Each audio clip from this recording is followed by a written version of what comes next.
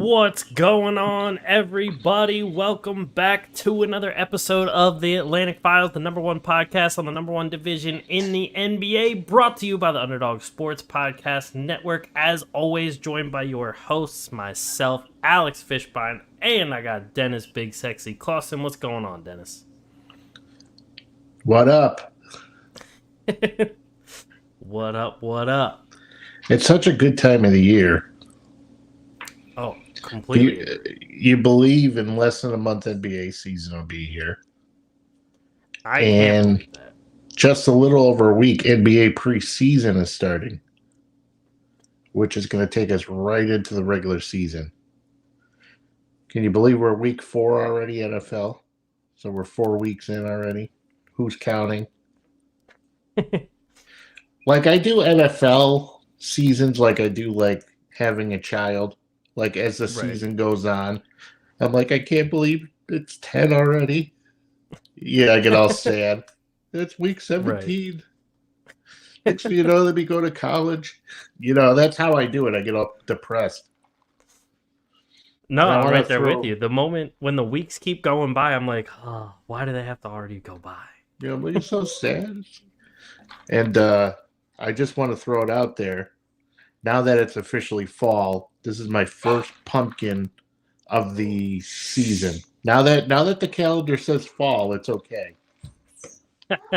Now it's allowed. I had a pumpkin roll today, right before coming on the podcast, made by Deanna. Some very, very nice pumpkin roll, very moist, very good cream cheese ice cream. I was going to ask you about that. I was going to say, now, was that like because there's several ways you can do this pumpkin roll stuff. You can either go, a traditional route, which would be, well, for me, traditional would just be buying Little Debbie's pumpkin rolls, which are, to me, are fantastic. 2, you know how, like, some supermarkets still make it in the bakery? You'll show up there and they'll have it. Or you just make it homemade. So I was kind of curious to see which direction you were going for pumpkin rolls. Oh, no, yeah. Homemade. She made it a few days back, maybe last week. Now, how big are we talking here when we're talking about pumpkin rolls? Thing was like a brick.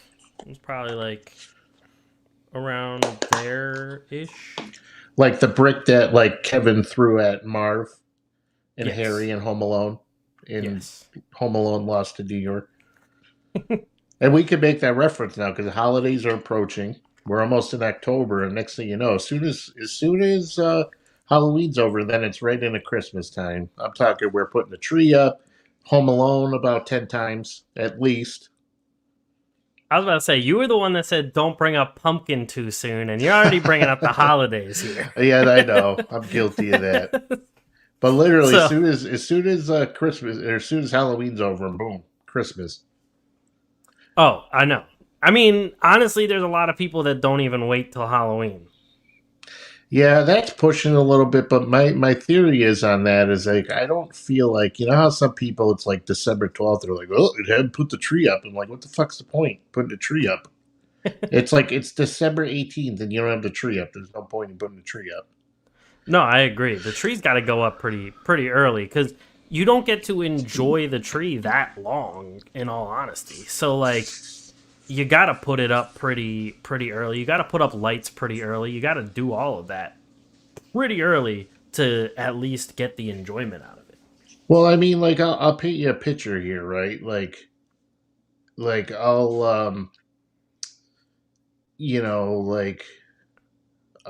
what the hell am I going to say? I don't know. So here, let me set the mood a little bit. Let me set the mood. Welcome to September, everybody. It's right after the Halloween. Uh-huh. You're putting the tree up. Okay. All right. The snow, it's starting to get a little cold outside. You might get a couple frost of snows, in the air. Right. West Coast NBA games come on. The lights are off. The tree is on. Setting a couple of DraftKings lineups. Follow me? I'm following you. I love it. Everybody's asleep. You're watching the Warriors and the Kings, or the Blazers and the Kings at 10:30 at night on a Friday. Bunch of good shit to eat. A Know what I lot of mean? good cookies. Yeah, okay. So did I put you in the mood or what? Honestly, could envision myself in the chair watching the game, Christmas cookie, laptop in the other hand, watching basketball. I can see it. It's such a good time. Nobody's bothering you. Nobody wants you to come down for like barbecues or any of that. Nobody wants to go on nature hikes or whatever stupid people are doing at that time of year. Nobody even wants to step foot outside. People are actually kind of nice too around the holidays. True.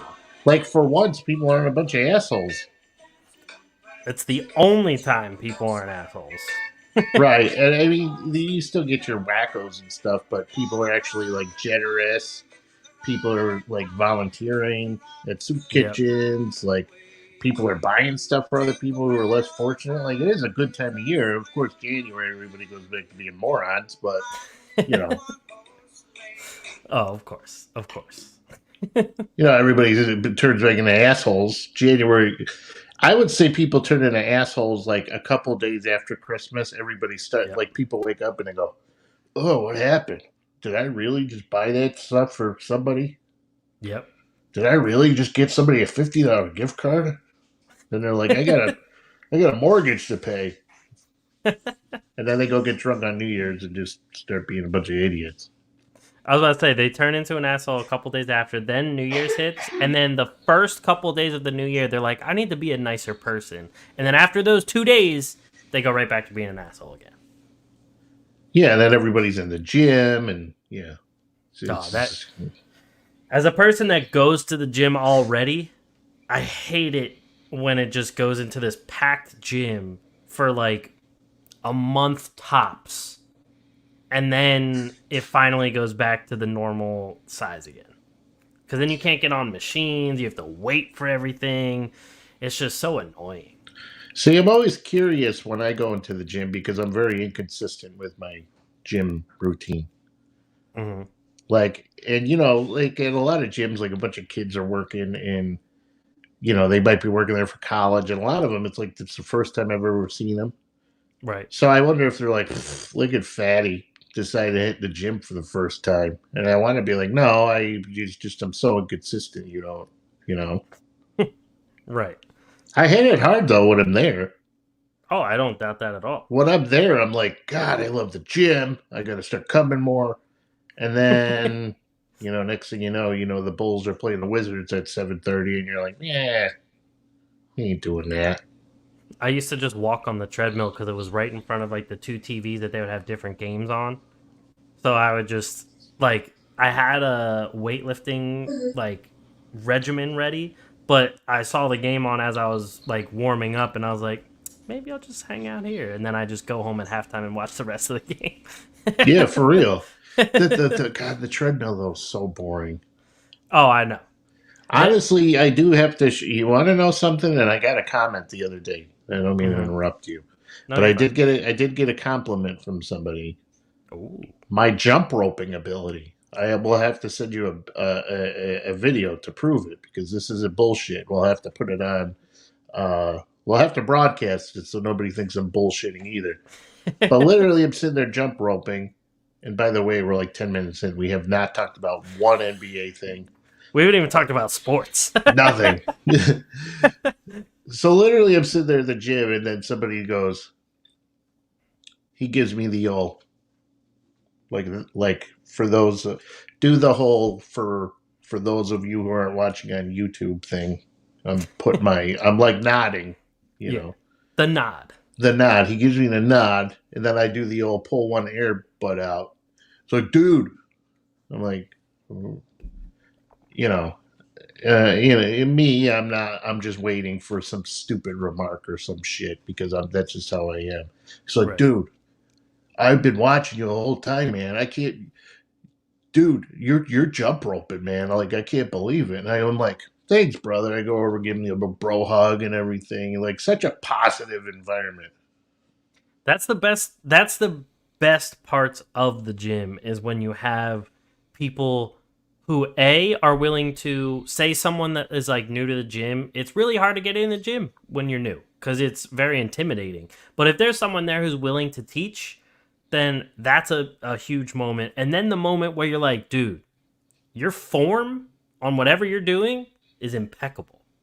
That shit feels so good. It was great to get complimented for my jump roping acumen. However, there are other things at the gym that are, in my eyes, a little bit better, if you know what I mean. Well, yes. I just mean the gym. You know what I mean? Know what I mean? A lot of fat asses running around these days. Stop talking about me like that. I know. I didn't mean to. I'm sorry. Anyway. I'm like the guy in sweatpants, sweating, like breathing heavy. You got like you got supermodels running around. Oh, I'm the guy that gets off a machine and the entire thing is covered in sweat. And I have to like go over with a towel and like really wipe it down. And then like the next person goes and it's like completely dry. I'm the guy who just gets off. I can't even like walk on the treadmill without sweating profusely. So I'm always dripping sweat. And I feel like everyone's looking at me like, the fuck is this wrong with this guy? Like, is this guy got leukemia or something? Why is he sweating like this? Is he having a stroke? Some girls, when after they get, I want to get on a machine, I'm like, no, don't worry, honey. You don't need to wipe that off. You know what I mean? All right, can we go? With that being said, we'll do a quick fantasy football. Don't worry about wiping the seat there, sweetheart. We'll do a quick. And they're like, "You're old. Get lost." Then they go and report you to the staff member, and then it's all awkward. The college kid at the front desk is throwing me out. Oh god. Anyway, getting into some actual sports. How was your week 3 in fantasy football? You know what? We turned it around in week 3, baby. Okay. We were shit hot. Fortunately, I wasn't playing any of the jabronis who had a chain or Raheem Mostert or Tua or any. And I actually, I was Keenan Allen. Yeah, and I actually was high on Keenan Allen and Tyreek Hill going into the season anyways. So I actually have them on a lot of my fantasy rosters. Bless you, honey. For those of you who don't know, he sneezed. So yeah, I had a lot of those guys on my roster. Like I prioritized going wide receiver heavy. Right. In drafts. And a lot of people were actually prioritizing going like quarterback heavy, which I was taking. I mean, I have Jalen Hurts in a lot of my leagues just because, one, I had that second round opportunity to grab him. I did. Right. And I also wound up with Travis Kelce, who scored his first touchdown of the season, thanks to, it's funny how some ass will motivate you to get into the end zone. You know what I mean? Taylor Swift isn't even that attractive, though. She really isn't. And I'm like, is it me? But she does. I feel the same way. And I can't get into Taylor Swift fans. Before you freak out at us, you're probably not. Don't say us. I'm not. I already have the Giannis people hate me. I don't need Swifties hating me. A, you're probably not even watching this, Swifties. But B, if you are, then we come in peace. I'm just saying I don't find her attractive. That's all. God damn it, though. Is there a better song than Back to December? I don't even know what that song is. Is there a better song, damn it, than that? I know Shake It Off. Oh, everybody knows that. No, and I'm not even really into her music. Like, I don't even think her music is good. Nah, it's But you have all these wackos going, Taylor gets me. She understands my pain. It's like, well, you're 14. What kind of pain do you have? Yeah, exactly. Is Dava a big Swiftie or no? Depends what all the other kids are doing. Oh, okay. But luckily, though, she branches off into other areas.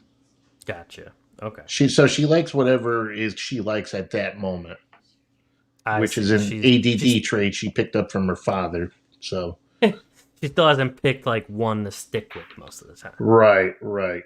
I got you. No, that makes sense. I do that a lot too. But I wonder, my biggest question though that I was wondering, like, do you think, like, everybody's like, are they dating? My question is, has he hit that yet? That was my question too. That's all I wanted to know. Like, Deanna thinks they are. They have to be. Oh yeah. And I don't really think that she's hot. I'm more along the lines of like, if as a guy, right? Mm-hmm. When you're in that moment with Taylor Swift, you go, "Am I really fucking Taylor Swift right now?" You know what I mean? She's one of the most worldwide popular names. Like, she's the biggest probably woman artist going right now, I would say. It's between her or Beyonce. It's one of the two. And then so you get the best tight end on the planet with the best female artist on the planet, but even him, he has to be like he's only worth about $40 million. She's worth at least $500 million. Oh yeah. When he's crushing that, is he like, did I really just bust a nut on Taylor Swift right now? You know what I mean? Like, how does that happen? Like, how does that work? I have no idea. I mean, it was funny, the video of all the Chiefs players like pointing up at the suite being like, is that really Taylor Swift? Like, is she actually at the game? Did Mahomes do that? Yeah, Mahomes was waving.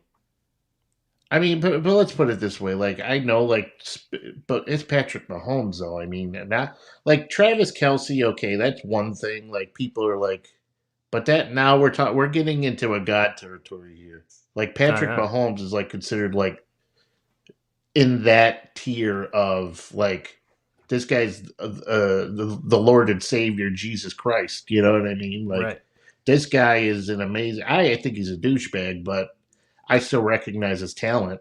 You know what I mean? And I do got to give it to him because I guess the guy's been with the same woman since high school, which is kind of commendable. You know what I mean? He seems like a nice, wholesome family guy. Yeah, he's stupid, but whatever. I mean, right now, according to BovadaSportsbook.com, Kansas City is second in odds to win the Super Bowl. Who's plus one? 650. One is San Francisco at plus 550. Okay. Well, my boys picked up a big win on Monday night last night. Yeah, finally. I have way too much stock in the damn Bengals this year, and it's killing me. But you know what that last night was them coming back to life. So you're okay. Well, not T. Higgins. Well, the week before he had a big week. That's typical T. Higgins right there. So should I bench him or keep him in next week? Or this coming week? You always got to play him. You can't. If you put him on the bench, you're stupid. You can't not play him. But here's the thing. Here's the thing, though. I have a decent wide receiver core because I went mostly wide receiver with not many running backs. All right, but who are we talking about here? So we got Calvin Ridley, Terry McLaurin, T. Higgins, Cortland Sutton, Zay Flowers, and I have one, Zay Jones. Zay Jones I'm not playing him. Okay, Cortland Sutton had a good game in week 3. Right. Zay Flowers has shown that he's going to be a pretty capable wide receiver.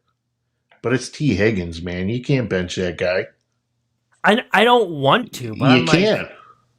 like, Because what's going to happen is you're going to get cute, and then he's going to score 2 touchdowns just like he did in week 2. That's what's going to happen. Probably. I mean, I benched Joe Burrow this past week, which ended up being the right decision, even though I still got destroyed. I mean, you had to. If you didn't bench Joe Burrow, you were taking a chance because by the time. Now, the only reason why I kept Joe Burrow in one lineup, but I also picked up Baker Mayfield just in case there was that late because the quarterback I had on my bench, which I think was like Justin Fields, and I'm like, this case sucks. I can't stand Justin Fields. He's garbage. So I was like, I'm going to put him on my bench. I'm going to bench him, but I'm going to pick Baker Mayfield because I'm still more confident in Baker Mayfield than I am at Justin Fields at this point in time. So that way, if I knew that Burrow was going to get ruled out, I would just swap in Baker Mayfield. Right. Which I Baker picked up Mayfield Stafford. didn't even. Well, Stafford had kind of a crappy game, but whatever. He did. But he ended up getting like 4 points more than Burrow or something like that. Yeah, but Burrow's going to, once he gets healthy and everything again, he's going to be. And Jamar Chase was lining up in different areas. They put him in a slot a bunch of times. So things are looking good. Chase looked good. I mean, the one Bengal that's been consistently good for me so far this season has been Mixon. In our 30-team league, my team has been rolling. I mean, Mixon has been doing well for me. I wonder if you can hear that, like all that ice. I can hear that. Mixon has been rolling for me. I'm drinking my pumpkin, okay? For all the people who go, dude, it's me drinking my pumpkin coffee. Exactly. So yeah, it sounds loud, but who cares? Mixon, Mostert are my two running backs in that league, so that's been very nice for me. And then Pickett and Pickens are starting to gain some steam finally as well. But I also I have to that 30-team league. The only thing with my team that's so annoying is I've had a cornerback and or a safety get hurt every single week so far. Honestly, that league is so overwhelming for me. It's very overwhelming. I don't even have fun. I don't even know I signed up for it because it's just way too. It's too intense. I know. The only reason I'm having fun with it right now is because my team is good. Yeah, my team sucks, so I hate it. But now I have all my cornerbacks and safeties getting hurt, so I don't even know how long that's gonna last. So that's how I am with dieting. If I'm not having fun, or at least like if something discourages me, I'm like, I'll start Monday. Exactly. And it's Tuesday, and I'm eating like garbage. Like, and then I always go, I'm gonna hit it. I'm gonna eat like shit. But when Monday rolls around, I'm hitting it hard. And then I envision myself like, training and doing deadlifts and squats and everything, and hitting the mat again. And my cauliflower is all sweat. But then I'm like, never happens. And then I realize I'm 40, and I go, I ain't doing this. If I'm on a diet, I have to enjoy the food. If I don't enjoy the food, then it's never gonna work. Just never gonna work. Well, I'm like an all or nothing guy, and I remember talking to one. I'll admit I've seen a therapist in my life, which is really good. A lot of people should do it, but I have this all or nothing attitude. And one of the things I was always like, I don't have like real problems that I was complaining about. It was mostly like stuff that I wanted to work on that I didn't like about myself. And one of these things that I have is like this big all or nothing thing. I can't do one or the other. It's either I'm balls deep or I'm not texting you back. You know what I mean? So right. It's like, honey, if I. So, anyways, I'm not even going to go down the road that I wanted to go down because, case might get a little dicey there. Right. So my whole thing was like, I don't know how to do an in-between thing. Right. Like if I'm like dieting, I'm broccoli, chicken, all this. If I'm not dieting, then I'm not working out and I'm going to eat like complete shit. I got you. Yeah. See, my thing is I need to have some, like, at least one thing has to stay around that I enjoy. So, like, when I was in the midst of eating the healthiest that I was eating, I was still eating cookies. Because I was like, if I get rid of everything, I'm going to do a week of this and then just eat all sorts of shit for the next week. So if I just have cookies around, it won't make me eat everything bad. So that's just kind of how I've been. But I get scared, though, because if I'm like, hey, if I'm just going to eat some pizza, man, and these idiots who always go like, what you do is you have maybe one slice and then you pair it with a nice salad. Who the fuck wants to do that? No, fuck that. Fuck that. Because nobody's eating one slice of pizza. Right. Because then in my brain, I'm like, well, if I had one, what's the difference between 1 and 5? Right. It's all shit. It's not good for you. It's still technically a cheat meal because it's all one meal. Right. And I can't, like, and if it's good, which I love pizza, like if I'm eating pizza, it is more tormenting for me to have one slice and then stop than it is to just not eat it at all. Oh yeah, agreed. Completely agreed. All right, let's get to some actual basketball. Well, we're only 26 minutes in. We haven't said one thing about basketball. Let's start talking about Damian Lillard. Can I go? Well, hold on. All right, honey. I'm sorry. I'm fired up already because I've been thinking about. I'm just like pissed off already. Just thinking about it. That don't take much though. Good point.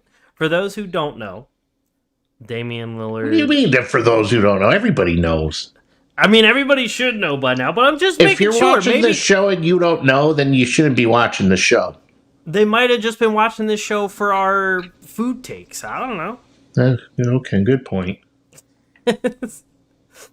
But so, I'm looking to see if there's any betting props on. God. On where Damian Lillard lands, but a lot of it is just like average points for the season and points per game leaders. Oh, wait. I think I maybe found it. Oh, no. NBA champion, regular season MVP. Oh, this is interesting. All right. According to Bovada, you can bet on the NBA champion and the regular season MVP, so it has to be both together. Leading vote getter, obviously, is Denver Nuggets and Nikola Jokic for champion regular season MVP at plus 2,500. The first part that Damian Lillard shows up, it is Boston Celtics champion Damian Lillard MVP at plus 12,500. I don't see any world in that ever happening, which is probably why it's at plus 12,000. But, I mean... I've heard it, though. I've heard people talk about it, because I guess if he does go to Miami and then finally plays an entire season and they go on to do big things, I guess maybe it works out. But no, but I've heard Boston and Damian Lillard paired. Oh, yes. So I've heard that too. So let me get to what I was gonna. All right, I'm gonna shut up. I have two clips here, both from ESPN. One, we have what's holding up a potential Damian Lillard deal. Let me play that one. Woj? I think he is in this clip, yeah. So let me put this clip up here. There are two questions that any team who's not Miami has to ask itself, and even Miami too. Number one, do I have a small guard already on my team? And if so, am I trading that guy to get Damian Lillard? If not, is my defense with guy X and Damian Lillard going to be good enough to win 4 playoff series? And number two, the bigger one, and the one that came up for KD, it's tricky to find a team that has both the kind of assets that the Blazers are going to want and can send them all out and have enough still in the door to win the championship this year with Damian Lillard. That's a tough balance to strike. It's strikeable, but it narrows the field. Right, and enough still left that if you wanted to get involved with what potentially could be, a massive class of essentially portal transfers next summer. Right. Not free agency, but star players who might ask out. You're weighing how much I'd want to spend to get Damian Lillard, and does that take me out of the possibility of Giannis Antetokounmpo, Joel Embiid, whomever else might become available, if those players next year become available? And that's what you're always weighing with this, the age, position. So, That's Woj is awesome. I do like Zach Lowe as well, but Woj is the man. Yeah, he knows his stuff. For sure. Always liked his podcast. He always has a lot of good guests on there. It's a good show. It's a good show. This is something we've talked about for a long time. However, before I get into our opinions, I have one more clip, and it directly is what you just talked about, Damian Lillard possibly to the Celtics. Well, we'll start with Milwaukee. When you're looking at a player like Drew Holiday, who's got a player option for next year, is entering the last year of his contract, what does he do for you in Portland? That's why you would have to get a third team involved. And is that team willing to give up draft assets? I think Boston is interesting. And I know we talked about him on Monday on the show. I didn't see a Portland-Boston trade because what does Malcolm Brogdon and Robert Williams do for Portland? What happens if we get a third team involved? Okay. And that's where I'm looking at it from the Celtics perspective. So walk me through it here. We're going to send Malcolm Brogdon and Robert Williams to Phoenix. Okay. We're going to send Luke Kennett and Sam Hauser and Jordan Walsh to Portland, right? We've got to get the money to work where we're sending out $40 million in contract. Remember, Boston's got up to 5 first-round picks that they can put in a trade. We're going to send Damian Lillard to the Boston Celtics, and that third team is the Phoenix Suns, and we're going to bring them in and send DeAndre Ayton to Portland. Now, that trade works, and as you can see how complicated it is, that's why you would have to get a third team involved if you're the Boston Celtics. So, I will let you go first. Your thoughts on everything. That's pretty damn interesting. That is an interesting deal. I mean, Robert Williams and Malcolm Brogdon to help out as role players for the revamped Suns, and then Portland getting DeAndre Ayton is probably one of the best returns player-wise, minus just picks, that I've seen. I mean, personally, I don't know if this is a hot take, but I'd probably rather have Ayton than Tyler Hero. Oh my God, are you kidding me? I mean, some people yeah. will vehemently disagree, but I feel that way at least. No. See, here's the thing with Ayton. Excuse me. I don't know what the hell's wrong with you. See, here's the thing with Ayton. I honestly think if you put Ayton in a better situation, I must have like a Swiss cake roll or something lodged in my throat. But yeah, seriously. If you put Ayton in the right situation, which I don't think he's gotten honestly, since that guy's been there, right? He hasn't gotten along with Monty Williams. Mm-hmm. You have Vogel coming out saying how much he loves him and he loves, he values centers and stuff. And now you're hearing rumors again about him getting traded. Like, it's going to take a toll on a guy's morale. I think if he goes to a place where he actually felt wanted and people actually took the time to want him to be there and let him know that they want him to be there, I think Ayton could do really good things. I don't think I think Tyler Hero's like ceiling. He hit his ceiling when he was 6th man of the year, and I don't see him like progressing any more than he did a season ago. So I think Ayton still has plenty of untapped potential. I think the Malcolm Brogdon thing that's interesting to me because you didn't hear all summer about Brogdon. You didn't hear that he was unhappy until like a week ago, and that's right. That trade happened like 2 months ago to where he was supposed to get traded, and it never happened. So now all of a sudden, this coming out of the woodwork, it seems, is kind of like the timing of this and all this stuff is weird. But if there's going to be a deal, it's going to happen soon. It needs to happen soon because training camp is in days. Yep. So you need to get this done immediately because if not, it's going to turn into a distraction. It's going to turn it, and you don't want to have a guy on the roster who you don't plan on being there. Like if you're going to make a move, do it now because this is the time to do it. Agreed. And I mean, like obviously that would make Boston heavy favorites if you have Dame, Jaylen Brown, Jason Tatum, and Porzingis. I mean, I'm not counting on Porzingis to stay healthy the whole season, but that's a huge like core four right there. But at that rate, you can actually at that rate with Porzingis and Lillard. All right. Mm-hmm. Even Brown. Tatum's can stay relatively healthy. He's durable. He's proven he can play through injuries and things like that. Brown is he'll miss time, not anything extreme. Porzingis, nickel and dime kind of things. He's made of glass, so you got to be careful with him. And Dame has missed games, but a lot of his games that he's missed is just because Portland's like, we're not going to the playoffs, so we're just going to shut him down, basically. We're not taking any risks with him. Right. The fact that Lillard, at his age, actually scored a career-high 32.2 points, which I just realized that last night when I was just reading NBA stuff. I go, did this guy really – he's been in the league like 10, 12, 13 years, and the guy's just hit his career-high 32. So they just got to – the Celtics just have to stay healthy enough to get into the postseason. Mm-hmm. And that'll be a championship. That to me is a more complete championship team than the Suns are. Oh yeah, no, I agree with that for sure. And so, like, for all the people who doubt DeAndre Ayton too, I mean, according to Bovada, his over/under for points per game this season is 16.5.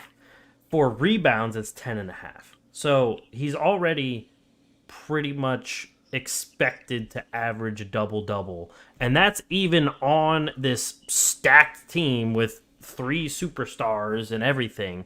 Like, he is a solid player as is. If you give him a little more free reign, he probably will pay you back dividends in that regard. And having him on a different team, like if the Pacers ended up getting him and had that, connection between him and Halliburton, that would have been awesome. But the news stories have been that Toronto is the front runner for Dame. And if somehow, some way, Toronto could move pieces around to move, like Siakam out or whatever it may be, and move OG Anunoby out and get both Dame and possibly DeAndre Ayton, along with Scotty Barnes, and then maybe, you keep Gary Trent if other people don't want him. People would probably want, Portland would probably want, Grady Dick or something, and then people will obviously want Siakam. There you go.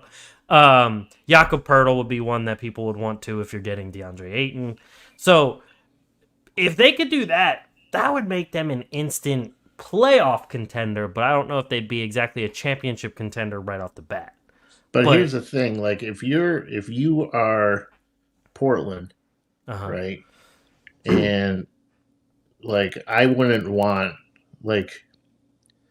I would rather get Scotty Barnes, of course. Oh, for sure. Because if you got Scotty, and then you can even flip Nurkic for Ayton. So that would be one hell of the numbers and everything once you got through the numbers and did all the mixing and matching and stuff. But if you were Toronto and you were to give up Scotty Barnes, which there's been no indication that, I'm just playing, fantasy trade now, but right. If you got to at least inquire about Scotty Barnes, and at least have to entertain the fact that in Pascal Siakam, his contract, he's got a year left. So if you traded him, you would have to possibly send a Jeremy Grant back or something like that with him. But if you ended up could acquire Scotty Barnes, But if you were Toronto and you had Lillard and Pascal Siakam, and then you somehow managed to get a free agent, like a big time superstar free agent, like a Donovan Mitchell, who there's been, not that he's going to be a free agent, but there's talks that he's not signing an extension this year. Right. Not that I could see Donovan Mitchell clawing to go to Toronto, but if you could get a player like that and build like a Donovan Mitchell, a Dame Lillard, and a Pascal Siakam, and have that as your core three, that'll put you in a championship easily. For sure.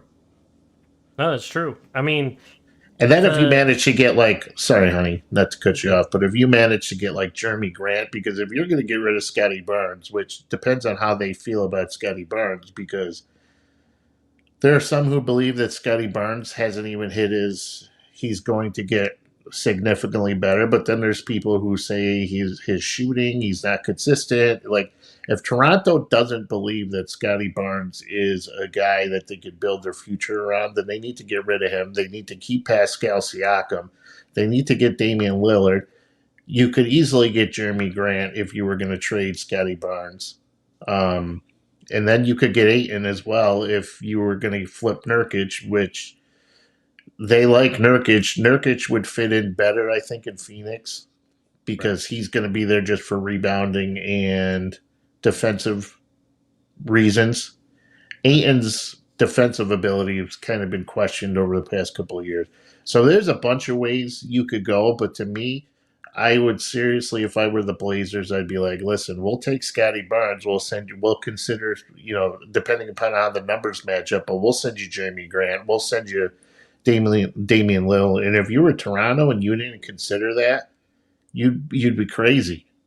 Yeah. I mean, every team that's rumored in a Damian Lillard trade has to ultimately think about trading one of their younger star players. Like the Sixers are going to give it thought if they have to give up Maxey, because it's just, I don't see the long-term fit of having two undersized guards on your team anyway.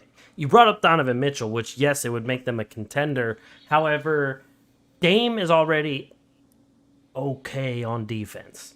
Say, the Sixers did somehow trade James Harden and ended up getting Damian Lillard. The defense of that backcourt would be god-awful with Tyrese Maxey and Damian Lillard. The defense would be essentially non-existent. If you could score more points, it's all that matters. No, true. However, I mean, obviously, that's how you win games. You score more points. But however, there are usually the championship, we see teams that are the better ones on defense ending up winning it. Because, yes, they do score more points, but they also can limit the other team a little bit more than others. Because, like, Sacramento was scoring more points than anyone in the league, but they're also giving up almost the most points in the league. And so, come playoff time, that obviously didn't work out. So there has to be some sort of balance. Yeah, but here's the thing, like, to get back to Toronto real quick. Mm-hmm. And my brain has so much stuff going through it right now, so it's hard to even finish a sentence right now because I just have so much stuff floating around. But the thing with Toronto is, if Damian Lillard went to Toronto, right, you're going to keep Pascal Siakam would be tempted to stay there, and you could build around. You could easily, and if you get Damian Lillard too, you could build a team because players will come if they feel like they have a shot to win a title.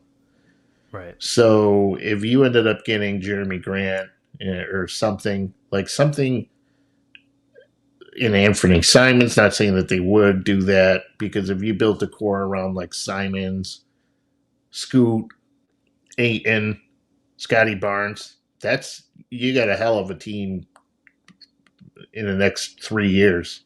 If not now, you can at least compete for a playoff spot within the top 6 with that group. So yeah, but if I were Toronto, that to me, that deal for Scotty Barnes would be a better deal than getting a Malcolm Brogdon who's had injury issues. His last year in Indiana, he had Achilles issues. that limited him throughout a big portion of the season. Right. And then last season he had that tennis elbow, forearm thing, whatever the hell it is that he's dealing with that nobody can seem to report on accurately. So and Robert Williams, I mean, great player for the 16 minutes he can play, because if he plays more than that, he ain't doing nothing. Right. He's going to get hurt. Yeah, no, I agree. I mean, wherever he goes, the offense is always going to take a big step up. I mean, right now, according to Bovada, Damian Lillard has the 5th highest odds to win the scoring title next year at plus 650. The only people ahead of him are Embiid, Doncic, Giannis, and Shai Gilgeous-Alexander. Not even Tatum is above him, not Steph Curry, not Donovan Mitchell, none of those guys. He is 5th. So that's huge in the talent that you would be getting. And I just hesitate because a lot of the times undersized backcourts don't go on to really produce all that much in terms of titles and success. But if you're Toronto, I think you have to entertain pretty much anybody on that team being traded for this deal to work out. And I guess my final thought is what you said. If you're putting Dame with Siakam, and you can either bring in, say even Toronto gets Nurkic, or they bring in Ayton, and then you add like one more wing to the equation, that's going to be the best chances they have at winning something since Kawhi was there. Portland could fix this, though, theoretically, because if you did it the other way and you said, we're going to send Toronto Scoot Henderson, and we have a chance to get Pascal Siakam back. So you have Nurkic, Siakam, Jeremy Grant, who could play the 3, then Lillard. And if you were willing to move, an Anthony Simons, who to me is not hit or miss, Right. But if you said, hey, Dame, if we brought Pascal, will you stay? He would have to seriously give that some consideration. Because for one, he could stay in Portland. He doesn't have to worry about going somewhere he's not familiar with.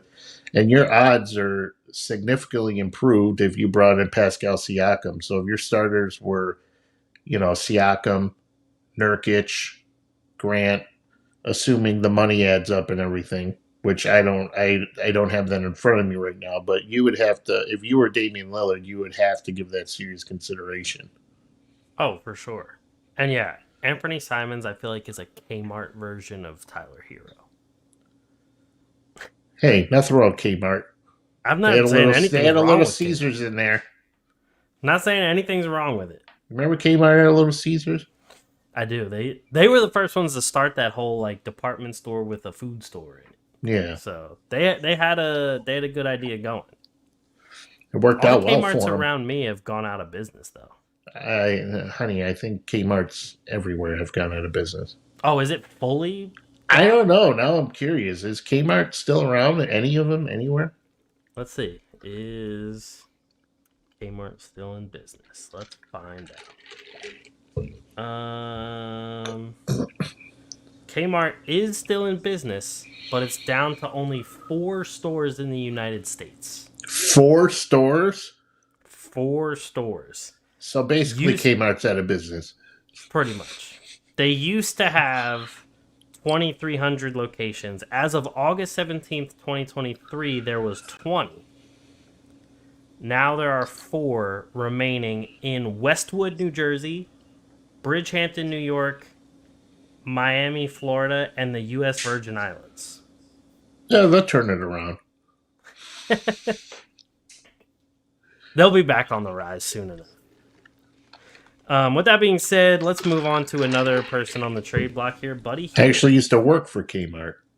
Did you really? I did loss prevention back in the day. Oh. And I literally watched a guy steal and put a DVD player down his pants. True story. Were you actually allowed to like catch them and rough them up, or you just had to let them go? No, it was pretty legit stuff back then.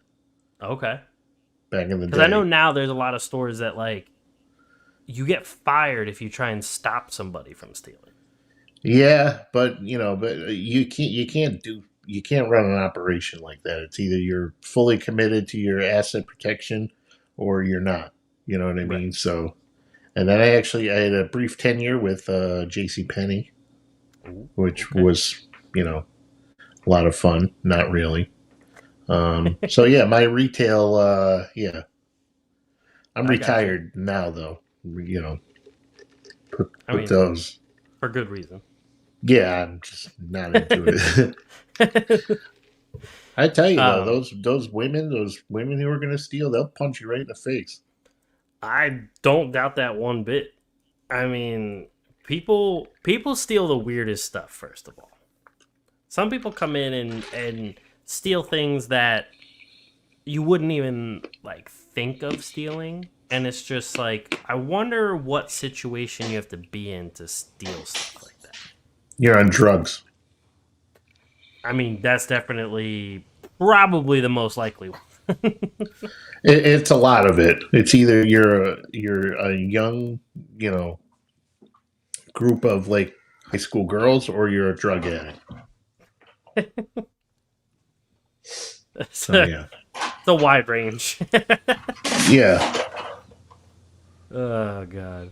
But drug addicts are looking to steal like kitchen appliances so they can sell it and buy drugs. Right. Which makes sense. Yeah. It does make sense. But anyway, Buddy Hield on the trade block. Rumored to be... Well, you don't want to talk about KitchenAid mixers? I don't know shit about anything other than an air fryer. I don't even know anything about that. I use the air fryer a lot. The air fryer is a... You ever make wings in that? Oh, hell yeah. How's that? Oh, they're great. You know how you throw wings or even pizza or whatever in the microwave, and it just doesn't taste the same? Do I know what it's about putting pizza in a microwave? Of course I do. Of course. Yeah. It doesn't. It's not as crisp as it was. The crust doesn't have the crunch. It gets kind of all... It sucks. It's not good. Exactly. You throw it in the air fryer. Crust is nice and crispy. It like gets a little singe on the cheese. Warms everything up very evenly. Oh, it's amazing.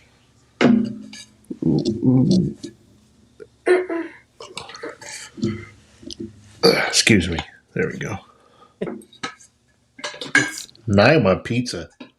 Oh, I've had pizza the last couple days for dinner and lunch. So yeah, air fryers are great. Definitely highly suggest air fryers. But so Buddy Hield on the trade block. The Pacers are looking to shop him around. So they, I guess, just don't think he fits the timeline. I mean, he is a little bit older than some of the core guys they have now. And I mean, right now, according to Bovada, the Pacers aren't even the favorite to make the playoffs. They have a prop bet here to either make the playoffs or not. They're minus 170 for no and plus 130 for yes. Honestly, I think it's a good bet to say they will make the playoffs. I mean, anybody can make the playoffs now. You just got to win the play-in tournament. True. But we talked about this actually last week with our Central Division preview. I think they're a good team with or without Buddy Hield, and I think they're going to make the playoffs. I don't know. I'm not drinking the Tyrese Halliburton Kool-Aid just yet. Oh, I love Halliburton. I love his game. I know everybody does, but you need to see more out of him. Just because somebody has one good season doesn't mean he's going to be an MVP. Oh, true. I mean, he's still young. I mean, last year was his third year? Was it his second year? Third year, right? It's third year. Yeah. So he still has little ways to improve. However, I could see him being in the MVP conversation not this season, but next season. He's gonna get there eventually. I'm not. I mean, who do the Pacers really have besides Tyrese Halliburton? They have Benedict Mathurin, who looked solid in his. No, I mean, season. who do they really have besides Tyrese Halliburton? Miles Turner. No, come on. He's a solid big man. He's shooting the three a lot more. He actually stayed healthy for the most part. He did that once. The dude's he's gonna get hurt again. I mean, why do you think the Pacers want to trade him every year? The dude literally is on the trade block every year. It never happens. He really does seem to be, and I don't know. You want DeAndre Ayton? Send Buddy Hield. Send Miles Turner. True. Let's get some Buddy Hield action back. But also, the Pacers signed Bruce Brown. He's now over there. They got Obi Toppin to finally get out from underneath the grasp of Tibbs. They drafted Jarris Walker, who I like a lot. Andrew Nembhard, I think he looks pretty good, especially as a backup guard. And then you still got the greatest backup point guard of all teams. And I can't believe his name was floating around there too. And this, what was it? The Suns wanted him? Yeah. I mean, how can you not want TJ McConnell? Any team competing for a championship should want TJ McConnell as their backup point guard. Literally any team. Anybody. He can help any single team. Right. And that's not even my, fan coming out. He literally could. He at one point was leading the league in steals as a backup. Yeah. Remember he had 9 in one game one time? Yeah.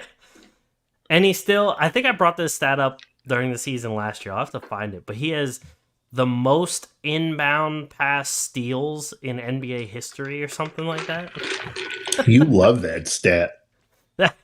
Honestly, it's kind of amazing to me. Because I'm sorry to people who hear the ice here, by the way. But yeah. It's just the pumpkin, that's all. It's pumpkin. It's pumpkin. But pumpkins are annoying, though. I hate carving pumpkins. Oh, I was never a big carving pumpkin person.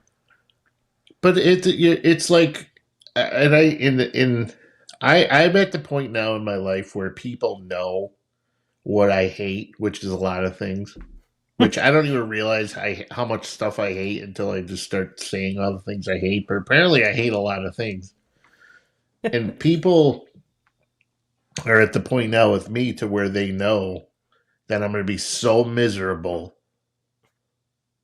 doing these activities that they don't bring pumpkins around. They don't want me involved in it, so I can get out of it. And you know how you see these videos too, where you see a dad on the beach with his kids, and they're like, you only have that short window, and you got to make it count because next thing you know, your kid, they try to depress you pretty much. Next thing you know, they're going to be out of the house, and you're going to the greatest years of your life. I do that stuff a lot in my brain to where I go, should I have spent that? I could have spent an extra 2 minutes, and I'll beat myself up over it sometimes. Right. Carving pumpkins is something that I will never question. I'll never say to myself, you know what? I should have been there carving pumpkins. Because I want nothing to do with carving pumpkins. Carving pumpkins is the worst thing ever. The shit inside the pumpkin is so sloppy and slimy. Yep. Your hand hurts. You're one slip of that knife away from cutting your finger off. I want nothing to do with it. The things, they rot. You put them outside, they rot, and then they smell, and then you got to figure out what to do with them. And it's just, I don't want pumpkin seeds, so I don't even want to filter through to save. There's nothing good about carving pumpkins. As a kid, I did it once, and I was like, this takes so much effort. Why am I doing this? It's awful. And that was when I was a kid, let alone now. And like you said, I was just about to say, everyone's like, oh, but then you can bake the pumpkin seeds. They're not even that good. I can go to the store and buy them. That too. They're all over, but I'd rather go get sunflower seeds if we're talking about eating seeds. Like ranch-infused sunflower seeds or something. Exactly. Or I'd just rather go buy like cashews or something. Pumpkin seeds. Some honey roasted almonds. Oh, yeah. Exactly. Oh, yeah. Yeah, you get it? Pumpkin seeds are incredibly overrated. Yeah. And I will go on record. You probably won't agree with me on this one. A lot of people don't. I like candy corn. Candy corn's fucking disgusting. I knew you wouldn't agree with me on that. I like candy corn. Candy corn is good. There's never been a point in time in my life where I said, I love candy corn. I can't wait. Candy corn, I hate candy corn. My mom used to have a bowl of candy corn out from like end of September to Halloween. Then it was done. I wouldn't go past there. But in that little bit of time, I was eating candy corn. That is that's kind of concerning to me that you like that. Because I don't really meet a lot of people who are like, you know what? I love candy corn. You might be the first one who says that they like candy corn on that level to where you love it. I mean, now let me ask you this, because this is going to determine whether the show goes on or not. Because I don't know if I can associate with you depending on your answer. Do you like Whoppers? And I'm not talking Burger King. I'm talking like chocolate Whoppers. I hate Whoppers. Okay. All right. We're good then. Because if you came out to me and you were like, I love Whoppers. And I'm not, like I said, I'm not talking Burger King Whoppers. Burger King, love them. Candy, oh my God. hate them. Okay. Yeah. How about Snow Caps? Wasn't a big fan of Snow. Mint. Okay. The only dessert that I like mint with is mint chocolate chip ice cream. Or York peppermint patties. Oh, good point. York peppermint patties are good too. But yeah, like Snow Caps and stuff like that, and like Junior Mints, wasn't a big fan. I mean, Junior Mints aren't terrible, but I'm not seeking those out. And the thing with candy corn too is I'm still eating like the normal Halloween candies over candy corn. However, if there's a bowl of candy corn out, I'm going to eat it. There are some pretty shitty candies out there, though. Oh, yeah. Like, I don't know how some of these candies stay in business. Like, I don't know. I don't really like Peeps. I hate Peeps. Are disgusting. And the people that let them sit out so that they get crunchy and stuff, I think they are psychopaths. Top 10 worst candies. According. No, I'm not talking about a caloric intake. I'm talking about the shit like all candy's bad for you. I know they're ranking it calorically. Like I care about. If I'm eating candy, I don't give a fuck about calories. I know. So why? Like, I'm gonna have a healthy option today. I'm gonna no. And that's so here's candies start to become the worst when people start trying to make them healthy. Right. So this is a list of, and I don't even know this website, but I'm just going to throw it out there. Candy corn. Which, here's another one. I don't agree with this. Smarties, they come in the... They can be chalky sometimes, but I do like Smarties here and there. Okay. Now here's another one, and I kind of disagree. Milk Duds. I don't like Milk Duds. Okay, now here's one we can Peeps. Yep. Disgusting. Here's a good one too that sucks. Dots. Oh yeah. Those things just get stuck in your teeth and then it's the worst. Speaking of stuck in your teeth, then they have Swedish fish on there, which I absolutely like. I feel like I was in like and I'm not even going to use that joke, but let's just say my jaw hurts after you eating Swedish fish. I agree. Insert any joke you want to there, but that's how my jaw feels like. As a younger kid, I used to like them, and then I just couldn't stand them. Licorice. Yep. Tootsie Rolls. Oh, and this might be the worst candy ever. Mm-hmm. And I might hate this more than and I actually never met anybody who loves this. And if you say that you love this, I might drive to New Jersey and punch you in the face because, or Pennsylvania, circus peanuts. Oh no! Fuck no! I've never heard anybody that has liked them, or I don't even know that many people that have tried to eat them. They're disgusting. And then the last one on the list is Good and Plenty's, which are complete trash. See, it's funny because that's my dad's favorite candy of all time.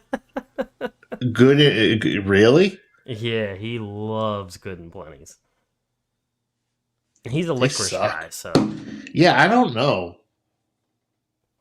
You're either a love licorice person or a despise licorice person. There's no in between. I got so drunk in high school on Sambuca. I hated black licorice before, but I was drinking Sambuca in high school, and I fell asleep outside. I woke up in a lawn chair. True story. But if I even smell black licorice, I'm going to throw up all over the place. Yeah, that's terrible. Fuck that. But anyway, where do you think Buddy Hield's going to go? I don't know if he likes circus peanuts or not. If Buddy Hield likes circus peanuts, then he's going to Detroit. I honestly have not given any thought to where Buddy Hield. I actually don't think Buddy Hield is going to go anywhere until people figure out where. Hold on, let me finish. I don't think he's going to go anywhere until they figure out, until the Dame thing gets situated. So do you think, who do you think moves first, James Harden or Buddy Hield? Buddy Hield. I don't think James Harden's going to go anywhere. Okay. I think Buddy Hield's going to go to Dallas. Well, I mean, that's a safe answer, but honestly, the only way to get that done is like a Tim Hardaway, and I don't think people are kicking down doors to get Tim Hardaway Jr. on the roster. I don't think so either, but you attach a couple picks. I know, but he's got a longer salary, and I don't think Indiana even wants to deal with that. No, that's true. I guess maybe if you send Buddy Hield and you ask for maybe Hardaway and like Josh Green, and then a pick or two. Well, apparently they don't want to cheat. They don't want to trade Green, and they don't want to trade Hardy. So, well, then yeah, that makes Dallas kind of shit out of luck when it comes to that. So, then who else are you going to get rid of? Maxi Kleber. All right, here's my other pick, Orlando. Orlando decides. Does he really fit in with Orlando? Yeah, a wing that can shoot. Okay, but I don't think they're pretty much, Orlando pretty much is already out on Jalen Suggs and Cole Anthony. How about this? Golden State. I don't know how that's going to happen.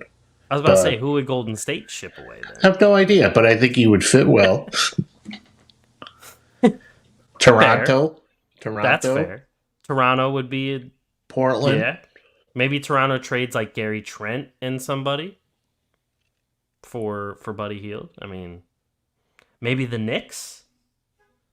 The Knicks could use, even Boston could use a Buddy Hield. Boston, I just don't think has any cap space. Well, apparently they do.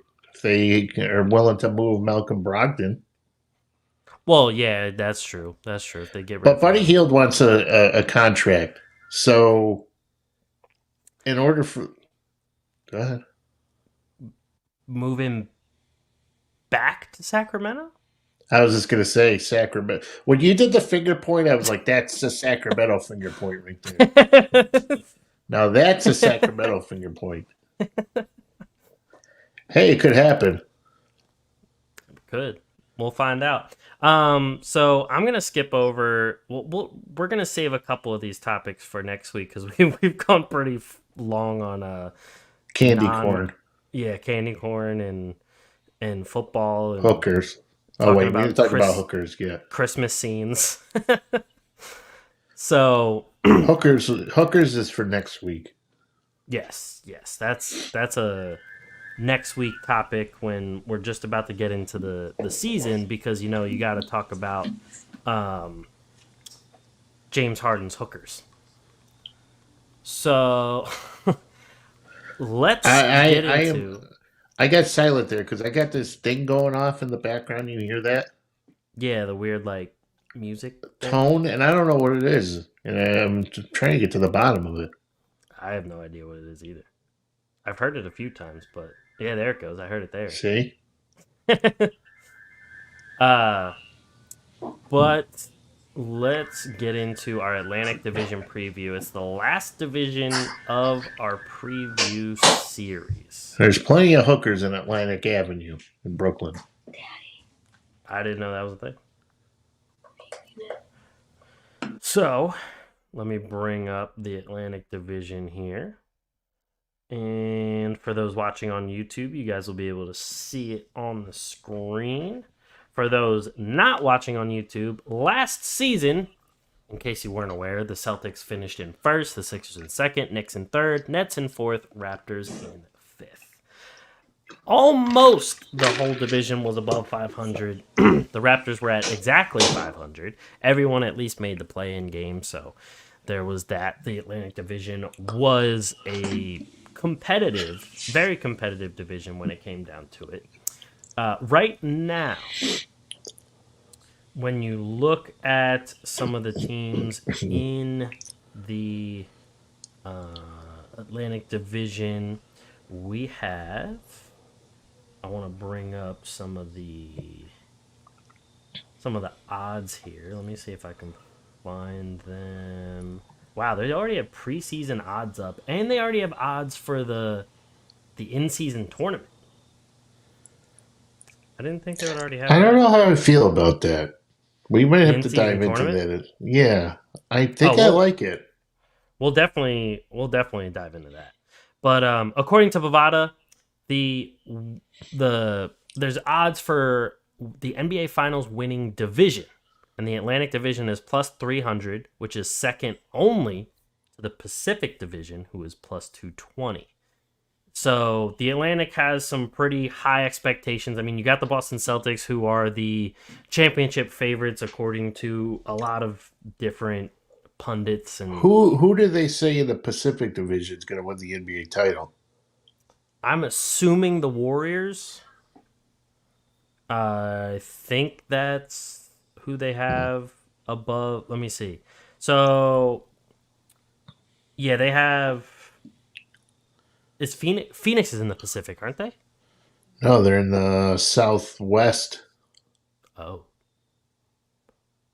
Well, then, yeah, this has Golden State as the highest in the Pacific. I mean, scroll over on your thing. Oh, yeah, that's a good point. Good thing I'm here. No, yeah, Phoenix is the Pacific. They are? Yeah.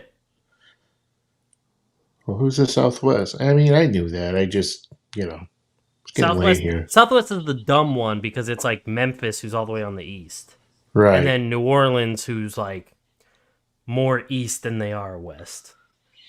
And then the Texas teams. So that division is just dumb. But yeah. Anyway, Atlantic Division second. Boston Celtics are really the championship favorites for a lot of people. Also for a lot of sports books and everything. How do you think the division's going to shake out? I think it's going to look exactly the same, except a flip-flop the Knicks and the Sixers. So that's what I was going to say. We'll just put it to you this way: the Celtics will be, peanut M&Ms, and you have peanut M&Ms that high? Yeah, I like peanut M&Ms. I like some peanut M&Ms, but I don't think that I have them that high. Wait, who do you got? Who do you have number one then? Oh no, I'm just saying peanut M&Ms. Like this, I still have the Celtics at number one. Yeah, I'm saying the Celtics are peanut M&Ms. To me, they'd be like Twix. You would prefer Twix over peanut M&Ms? Hell yeah! All right. Well, for me, I'm saying peanut M&Ms or Boston, which will be number one. All right. What is that? Now I'm drawing a blank, but I know I like these. There's the like a sweet. It's like a taffy, Laffy and Taffy? it has the mystery. Oh, Airheads. So I'm gonna say the Knicks are Airheads. Airheads, Okay. All right. and then I'm gonna say the Sixers are going to be something along the lines of Milky Way. Ooh, Milky Ways are good. So they'd be number Okay. 3. Then I'm gonna say the Nets they'll be okay, but they'll probably play along the line of like Snickers, which to me is like take it or leave it. So Okay. the Nets will probably be like inconsistent. And then the Raptors are going to be like circus peanuts. And I had to make sure I said peanuts because if you say peanuts, like, it makes people think you said penis. True. And that's not what I'm going for. Even though I just said it.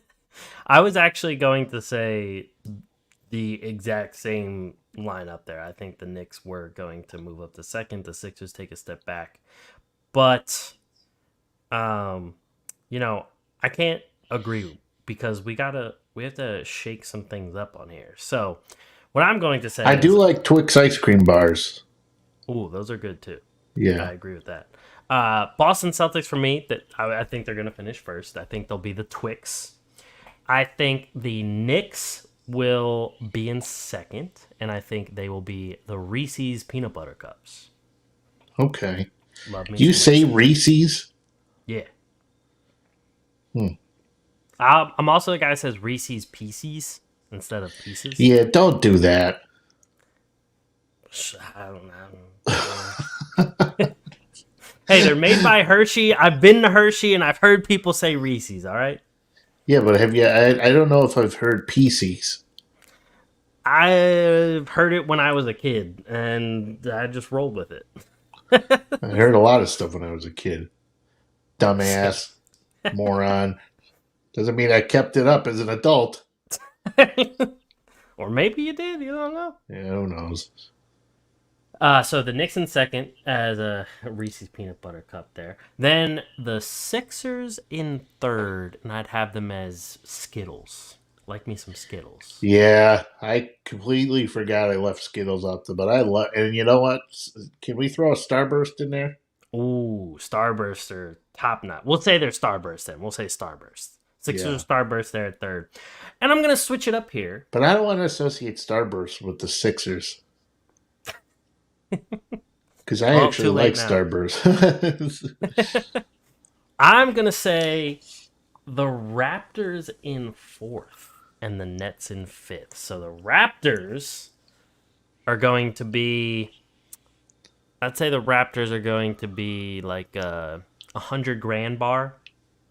They're like the generic bar that's out there all the time, but they're not like, the great, it's not one you're seeking out. But if it's in your candy bag, you're going to eat it most likely. Right. You'll only get one of them in your candy bag, and you'd be like, who gave me the $100,000? Yeah, like what grandpa still has $100,000 bars in their house? Right. And then paydays can go for a hike. Paydays. Choke to death on those things. Paydays are another one, like, you're trying to be healthy but a candy bar at the same time because you're just doing, like, nuts in there, and it's like we got to hit that sweet and salty. Yeah. That's the big thing. They're like, I have to have my chocolate. It's sweet and salty, and I'm like... But the only ones that do sweet and salty we don't need both. The only ones that do sweet and salty well are, like, the peanut butter cups or the peanut M&Ms, or have you had the pretzel M&Ms? Come on. What kind of question is that? I think those are no, wait. Peanut butter M&Ms are also good, but I'd put pretzel M&Ms as my favorite M&Ms. Pretzel M&Ms are pretty damn good. They're very good. I've been eating just regular pretzels lately. And people are like, how can you just eat regular pretzels? I love regular pretzels. Same. I like pretzels in general are a great snack. I mean, sure, you almost die when you eat them, but whatever. Right. They're so dry, but who cares? Pretzels, honestly, are very versatile. You got the pretzels with like the peanut butter inside of them.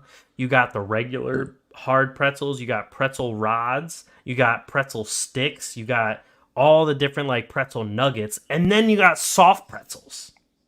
Oh, soft pretzels. My God. I could eat soft pretzels any day of the week. Pretzels are underrated. And if you never grew up and pretended a pretzel rod was a cigarette, then you're the type of guy I don't want to hang out with. Honestly, if you say that you've never done that, you're lying. Right. But anyway, Brooklyn Nets, I'm for the sake of being different, I'm putting them in 5th.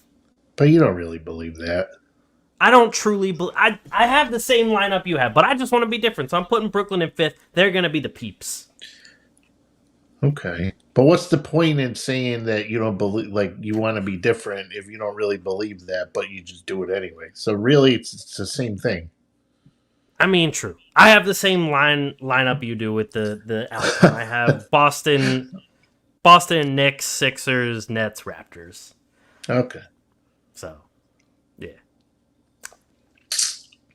But yeah, I think it's probably enough here for us because we've mainly just been talking about candy and anything but basketball here. I'm kind of getting pumped for Halloween. I can't wait till my daughter goes out, gets me some candy, and brings it back. See, that's the thing. If I had a kid, I could get some Halloween candy, but I don't have any. I do. You know what? I do the trick or treating escort. Ah, okay. And I'm not. And get out of your car, people. Stop following your kids behind in your car. That's so weird. Don't be lazy. So weird. You ever see those fat people? They're just driving behind the minivan, and the kids are coming out of the van like a bunch of ninjas. Yep. Running to the house. It's like, get out of the car. Agreed. And also, if you're in a development and like there's not that many kids in the development, just get some candy and give it out. Right. It's for the kids. Like you can go out there for an hour and give out candy. Like our neighborhood here is a bunch of townhomes and everything, and it was like over half of them just didn't even bother giving out candy. And there's only like, I would say max like 20 kids out of 100 houses. You're gonna get egged to do that shit. Exactly. And the don't thing throw is, pumpkins off a bridge. And the thing is, I grew up in a house where we bought the king size candy bars to give out. So, what do you think? You're better than me? Yes.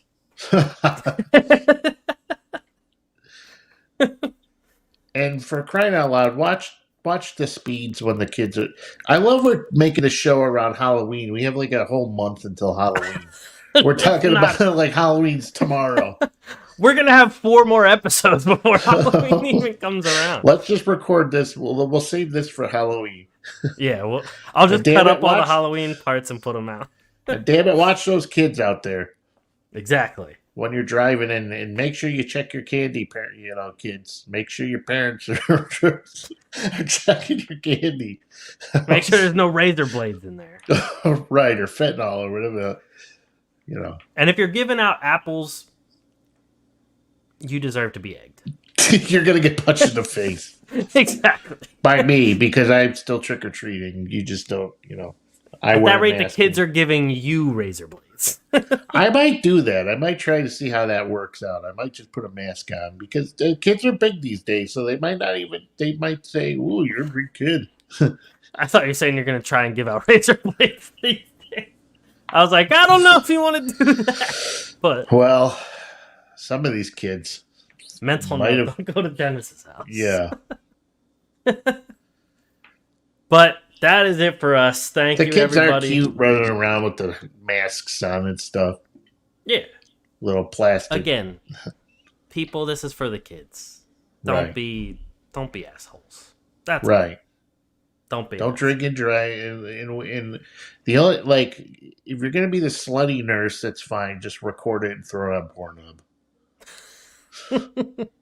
There you go. Wise words to live by.